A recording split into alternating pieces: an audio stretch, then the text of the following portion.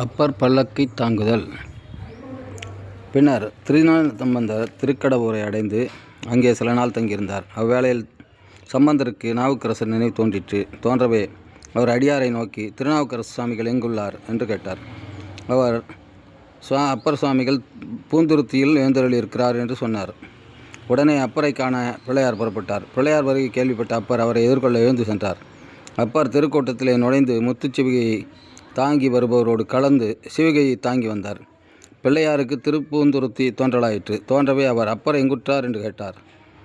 அப்பர், நானேயோ தவம் செய்தேன், திருவடிகளை தாங்கி வரும் பெருவாழ்வை பெற்றிருக்கிறேன் என்றார்.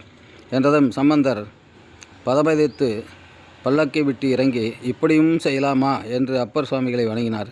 இதைவிட வேறு என்ன செய்ய வல்லேன் என்று அப்பர் சுவாமிகள் ஞானசம்பந்தரை வணங்கினார். அடியவர்கள் ஆரவரித்தனர். இருவரும் பூந்துருத்தி அடைந்து திருக்கோவிலுக்கு சென்று ஆண்டவனை வழிபட்டு